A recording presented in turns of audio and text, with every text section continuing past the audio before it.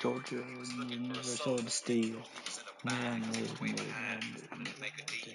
When he came across this young man sewing on a fiddle and playing it hot, and the devil jumped up on the hickory stump and said, "Boy, let me tell you what. I guess you didn't know it, but I am a fiddle player too. And if you care to take a dare, I'll make a bet with you. Now you play a pretty good fiddle, boy, but give the devil his due. I bet a fiddle of gold will get your soul. I think I'm better than you." The boy said, "My name's Johnny, and it might be a sin, but I'll take your bet. You're going to regret, because I'm the best as ever been. Johnny, rosin up your bow and play your fiddle hard. Across your Georgia and Alabama. And if you win, you get the shiny fiddle and gold. But if you lose, the devil gets your soul."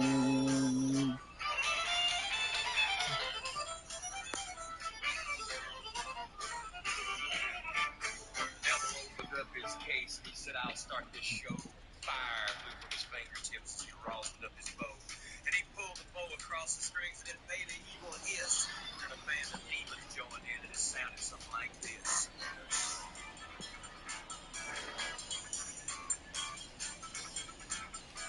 Ball one.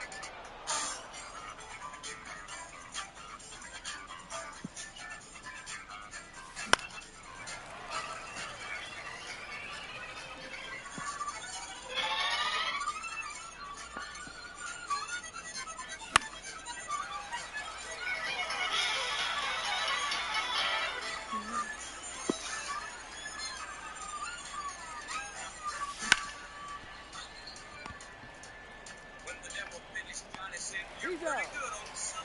But sit down in that chair right there and let me show you how it's done." Run, boys, run. The devil's in the house of the rising sun. Chicken in the breast pan, picking out dough. Ready to start like no time, no. That's a ball.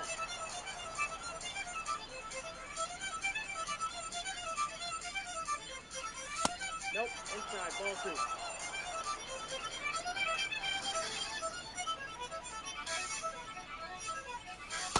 Ball, that's out. The devil bowed his head because he knew that he'd been beat. He laid that gold at Johnny's feet. Johnny said, "Devil, just come on back if you ever want to try again. I done told you once, you son of a bitch, I'm the best there's ever been." He played. Devil's in the house of the rising sun. Chicken in the bread pan, I'm picking out dough. Ain't no like no time. Ball one.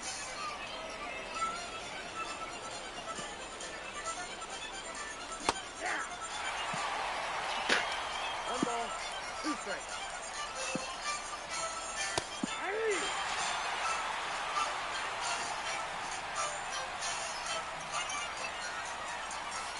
Off the plate, ball one.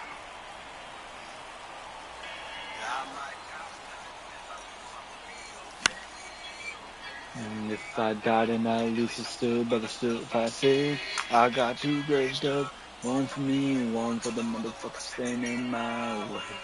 And if I die tonight, at least I could say I never ran away. Yeah, 6 foot deep in the cut, shoveling the top, rolled up in the truck. And in the banks, they know what's up. And 19 million people walked up, and they got good, end up in the mud. Bones and shit of a couple wild boys, debating in a fight of a little white church under some no God, the GS don't work. Never do this a little bit dirty. I stay in my team, I got the baby face money and everybody do that. That's my community, but that's in the ground, but I got grass for days, for both for tea, so it's sharp. I slept with a great white shark, and then grabbed them 18 too big. So crazy motherfuckers in 1900 shit. James, yeah, I came with some buddies who mind getting money and bloody and sense in this corrupt country. Go ahead, big dog, come here, say something. I might die tonight, but if I do, I'll be okay. And if I die tonight, it's true, but the stuff I said. I got two graves dug, one for me and one for the motherfuckers standing in my way. And if I die tonight, at least I can say I never ran away. And you didn't fight to the death of me. I ain't never been on the run from an enemy. Heavily armed to the teeth, got an army with me. And I'm ready to die if you threaten me. AKs, ARs, you say you walk those ways. Putting ghosts in the graveyard. Full moon lighting up the battlefield, getting in less breath on the blood splatter heel. Just breathe a minute, just think a minute. You don't wanna go to war. You get it, you're weak and bring it right to your front door. I don't think you wanna go that route. I ain't on the fuck around. I'ma throw 100 rounds and nobody in the fucking ground. Bitch, when I hit you with the hollow round, what the fuck you talk about? I don't wanna talk about. And then they're laying with the chalk around you. Why you gotta go so hard? Why you so fucking soft? Man, you already fucking lost.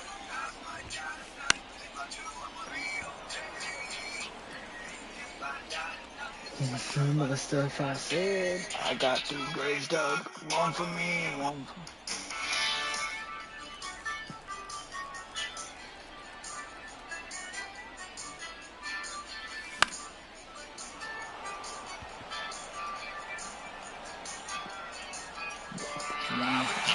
one with my boy and me.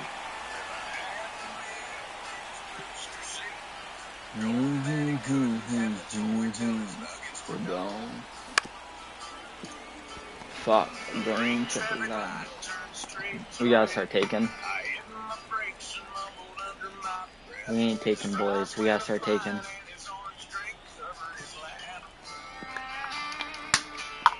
And 4 years at a 4-letter word that started with this.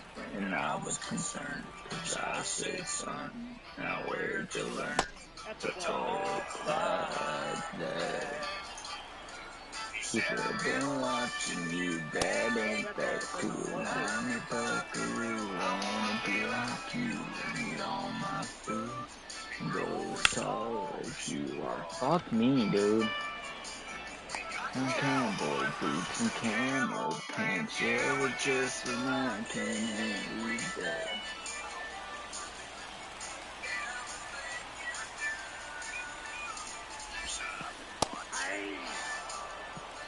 All ones the count.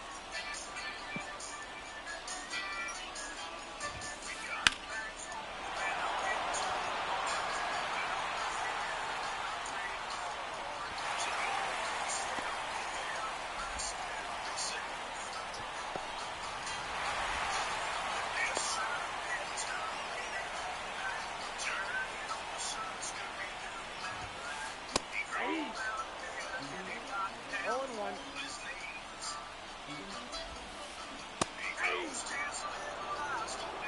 No ball, 2 strikes.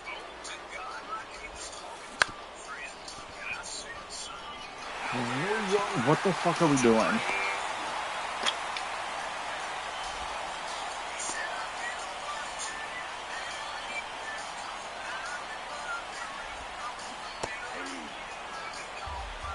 All ones the count.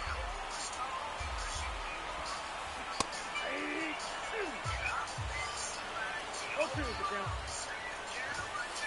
3.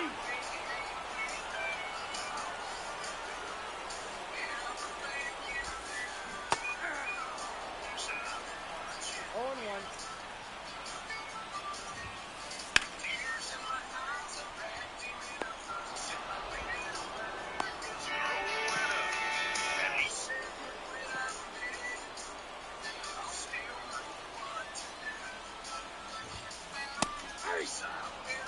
All ones the count.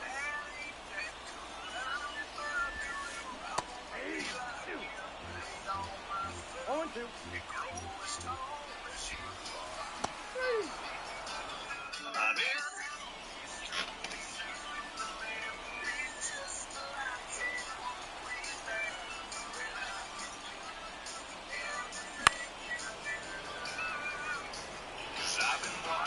Start.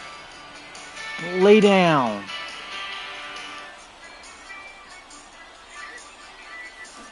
Nope. Ball 1. I got a ball, 1 strike.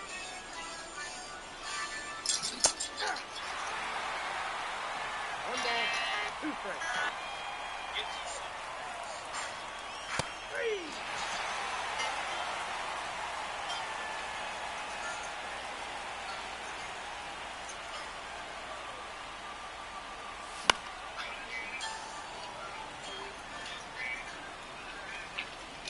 I don't feel like that should be like that game, but alright.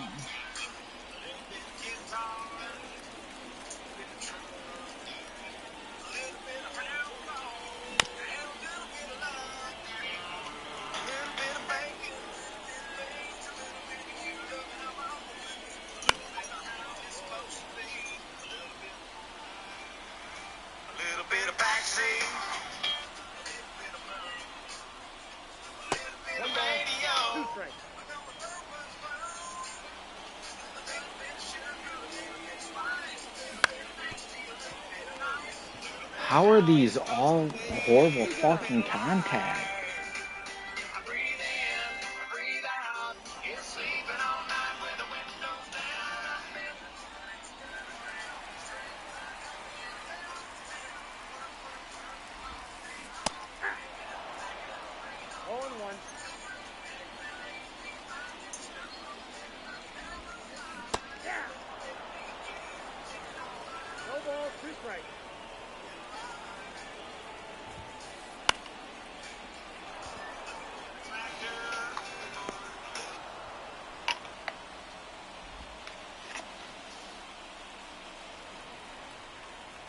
When I tell people she's 21 years old, they're just taken back. That on the dog, I truly don't believe she beat her to death.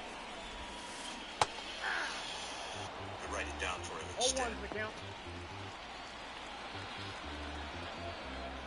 On a piece of her father's stationery, she jotted down the realtor's number. She handed it to the stranger who left reluctantly.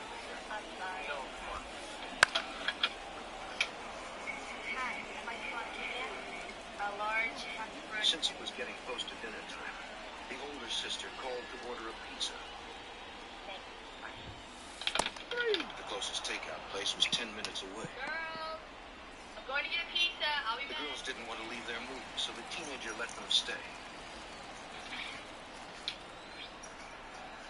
She'd only be gone 20 minutes. 0-1. Leaving the children alone for such a short time didn't seem too risky. 1-1.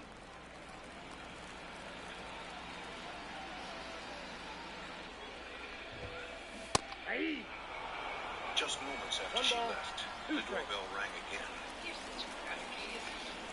The young sister answered it.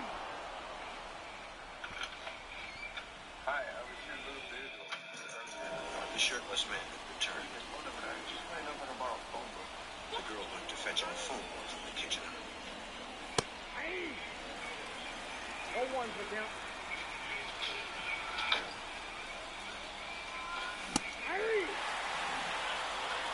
Oh, 2 is the count.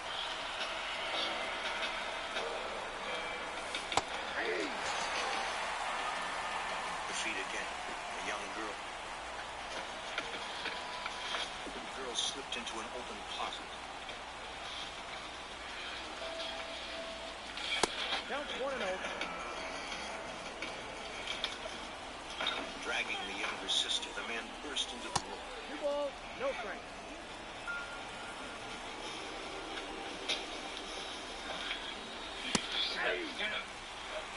Two balls, 1 strike. 3 balls, 1 strike. He didn't see the friend lying motionless in a recess on the closet's back wall. The tattooed man had no idea where the girl could have gone.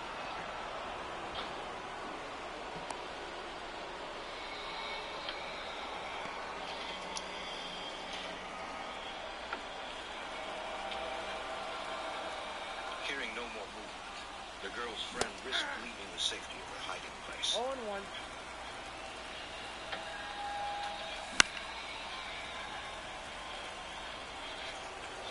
The intruder likely figured the child had managed to escape and call the cops. 1 ball, 2 strikes to count. Since he had lost control of his 3 customers, he decided to focus on only one.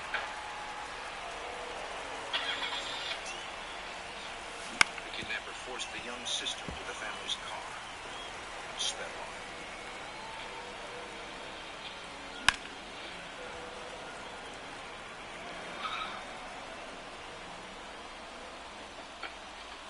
The girl who had hidden in the closet found the older sister in the room next door and untied her. now. The teenager called 911 and reported that a tattooed man had abducted her sister, taking their red sports car. The information was relayed to Lodi officers who sped to the home. A quick response was essential, since the chances of finding an abducted minor alive greatly increased in the first 24 hours. Lodi Police Chief Larry Hansen was brought in right away to take charge of the case. The agony of having your child taken is a fear of every parent. I think it's a fear of every community. And we want our children to be safe. And we particularly want them to be safe in their own homes. So it was the worst type of violation that could occur to have a child kidnapped out of his home. 1 ball, 2 strikes. Officers attempted to contact the girl's parents in Michigan, but they were not immediately reachable. Their parents were vacationing in a remote cabin, so Michigan deputies were sent to inform them of their daughter's abduction. The 2 girls left in the house were taken to a hospital for an examination before they could be interviewed. Police dispatched all points bulletins for the sports car's license plate and a description of the missing child. Mineral Wells is a charming community of people. Originally, it was a... My greatest fear was that this case was going to be Outside, ball 4. homicide. You try not to focus on that, but you recognize time is really of the essence.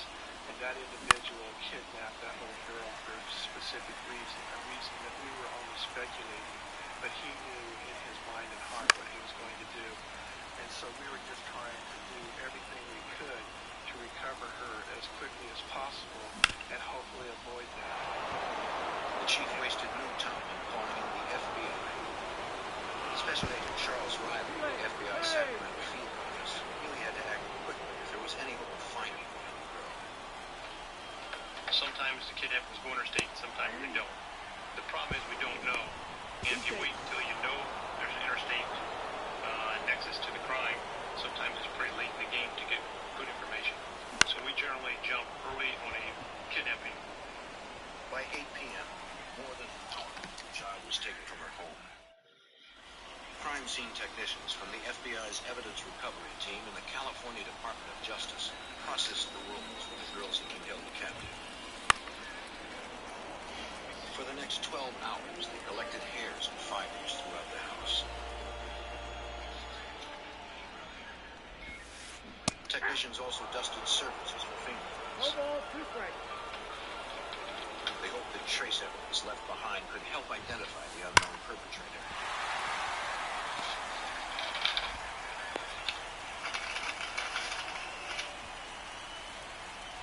At the hospital, the missing girl's older sister and friend, though still shaken, told a Lodi detective they had never seen their attacker before. All 1's the count. The girls described him as 5'7", tan and muscular with many tattoos. No ball, 2 strikes. They also provided detail. 3.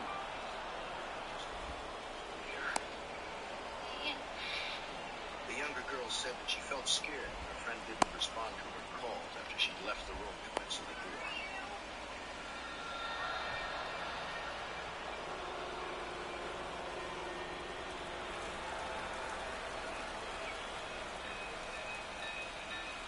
The girl found her in the kitchen with a man holding a knife to her throat.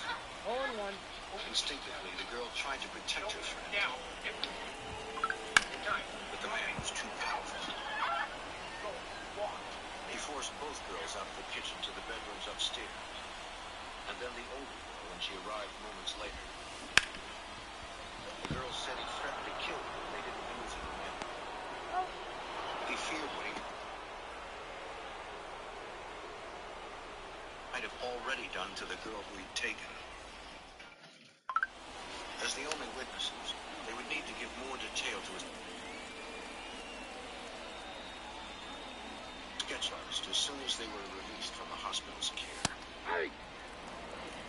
For residents of Northern California, this crime was unfortunately all too familiar. Less than a year earlier, a 12-year-old Petaluma girl named Polly Klaas had also been kidnapped and was later found. Our case had such eerie similarities to the Polly Klaas case. There were 3 girls in the home in our case. There were 3 girls in the home in the Polly Klaas case. All 1's the count. Both suspects were armed with a knife. Both suspects took the girl and left the home with them. Though Polly Klaas's murderer was already behind bars, the outcome of their current case would not prove as tragic. Lodi investigators called upon the Polly Klaas Foundation for help. Created after Polly's death, the foundation foundation assists law enforcement with disseminating information on child abductions as quickly as it develops.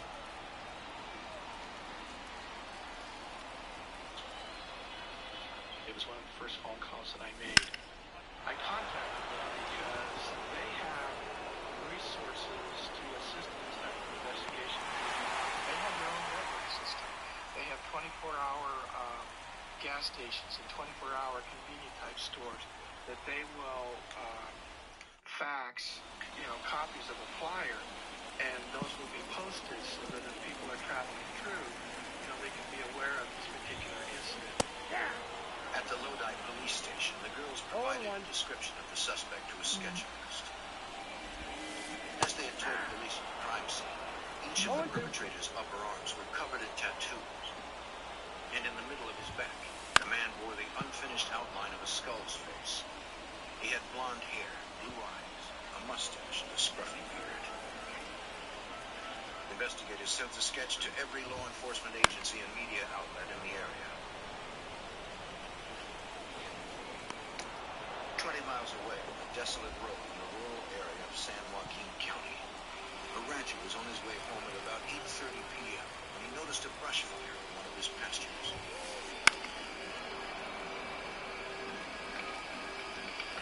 Just beyond, he saw a sports car, apparently abandoned, with its doors left open. He called 911.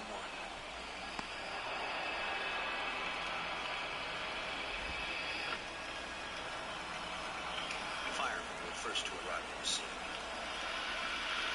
Brush fire in the arid region of Northern California can spread quickly with devastating results. They were able to contain the blaze to an isolated area before it reached the red sports car. San Joaquin Sheriff's Lieutenant Mike Padilla arrived moments later. We received a radio call that there was a fire, and it was a suspicious fire. Fire was on scene, and there was a vehicle abandoned in the area. And we saw the car. It did fit the description that was being aired on a Be on the Lookout by Lodi Police. It was very similar to that vehicle. When we finally got close enough to read the tags on the car, we called them in to our records division. They were able to confirm that was the vehicle. The car had apparently sparked the fire as it careened through the rancher's field before it was halted by debris. But police found no signs of her or her abductor. They could only hope that they were close by and that the girl was still alive. Cannabis. It's not just legal in 38 states. It's a $36 billion global industry, and it's growing. Cannavision provides a premium cannabis education. By 8:30 p.m. on July 2nd, 1994, an hour and a half after a girl was abducted from her Lodi, California home in a stolen car, investigators had found the vehicle in a burning pasture of rural San Joaquin County. The girl and her kidnapper were nowhere to be found. San Joaquin Sheriff's Lieutenant Mike Padilla was joined by police from neighboring Lodi and the FBI. The Lodi lieutenant arrived and met with us on the scene. It was at that point that we determined that there's a possibility that our victim might be in the luggage area of the vehicle. Although it's a small vehicle, it would be large enough to put a small female in. The keys were missing, so firefighters carefully cut the hatchback's lock. They heard no banging or screaming and feared that they might find it. The luggage compartment was empty. Though they found nothing in or near the vehicle to indicate the subject's present whereabouts, the car had become the nexus of the search, according to FBI Special Agent Charles Riley. We didn't know whether the victim and the subject were close to the car or their location. We were acting upon the premise that they could still be very close. Our highest concern was to find the victim safely and also to find the subject if we could. No, he's safe. Since the area was so remote, it was unlikely that the assailant had stolen another vehicle and left the area. Oh, that's not the case. Yet because he was probably on made foot, it safe. there was a greater possibility that he had disposed of his 12-year-old victim in order to move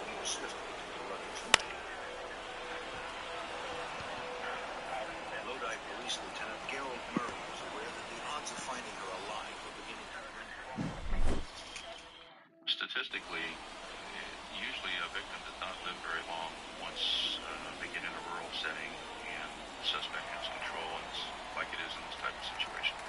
So, we were very, very concerned about her living through this experience, and basically we had to focus on what we did know. And what we did know is we had the resources, we had the training, and we had the personnel that were going to diligently search and look for this person. By 8:45 p.m., the FBI and local police had helicopters on the scene.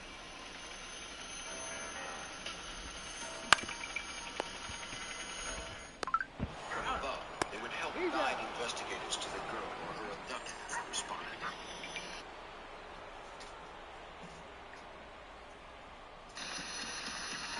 In order to penetrate the blackness of the landscape, the pilots relied on forward-looking infrared detection, or FLIR. FLIR is a sophisticated heat-sensing device that illuminates anything radiating heat, including people or the engine of a car. On the ground, canine units were called upon for assistance. Investigators hoped they could follow the subject's scents to indicate the direction they may have headed. But after about a mile, the trail turned cold. It didn't take long for San Joaquin Sheriff's Lieutenant Mike Padilla to realize that to cover such a wide rural expanse, they would need far more personnel. Although we're a larger department than Lodi, this was even too broad of an area for us to handle alone. So we activated mutual aid, which is something we do in California. We can activate as many counties as we need to receive assistance. In this case, I believe we activated 10 counties, and the response was astounding. The San Joaquin County Sheriffs also dispatched their mobile command center bus to help coordinate the massive search. The bus would act as the field headquarters to receive and disseminate the most current information and to pass out assignments for the interagency effort. It could be moved anywhere, at a moment's notice if necessary. San Joaquin sheriffs and fire departments provided road and topographical maps of the entire region. Their familiarity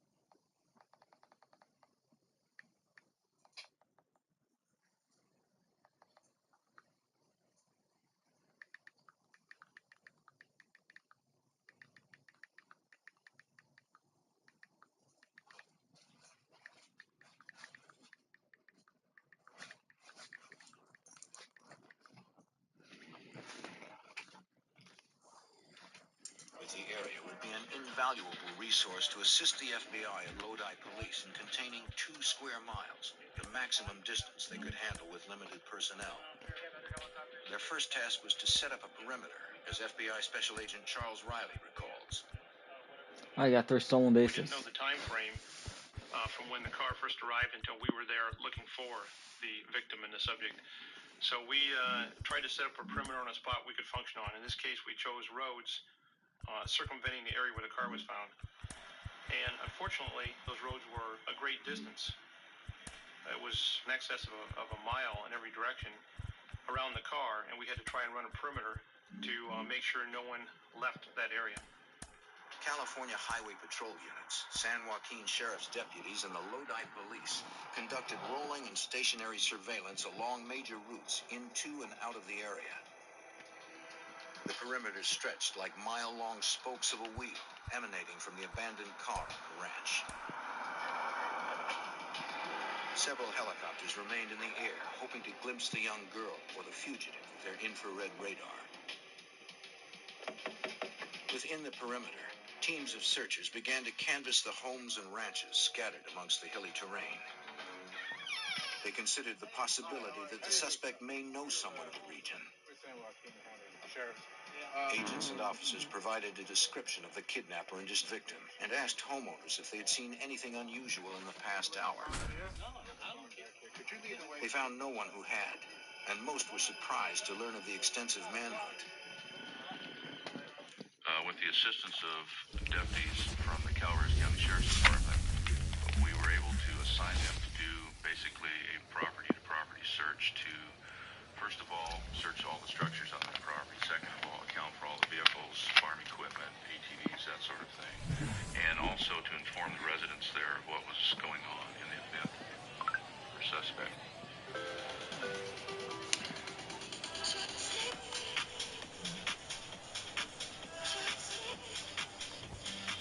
Hey! 0-1. Buick. Exceptional by design. At Blue Bunny, we test to make sure our mini treats Fuck. are crunchy and mini. Gun him too. So, does it feel mini?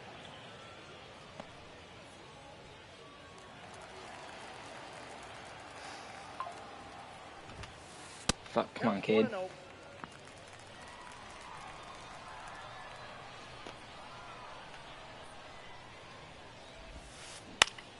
Fuck. Buxton, 3 Buxton, Buxton, 3. Get that ball in. Come on.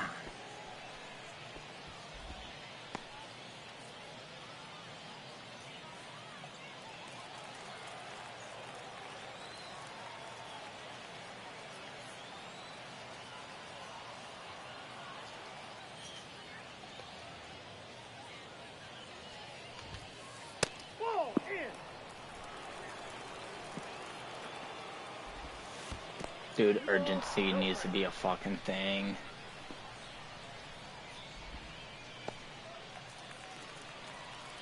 Urgency, definitely. We definitely need an urgency update. 2 balls, 1 strike. I don't know if Cade's gonna last. It's definitely not a Cade thing, to be honest. It's more. Ball, action time. I definitely don't think it's a Cade Horton problem. Hey! We got a full count. 3-2. Alright. Wait, that's Napoli? Why isn't it Cade? Alright.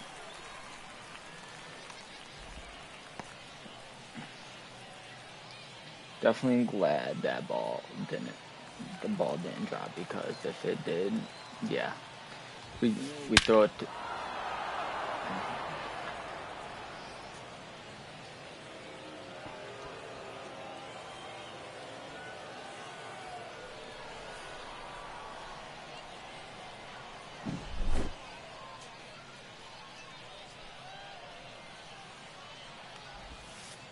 At the ball. Ball 1, no strike.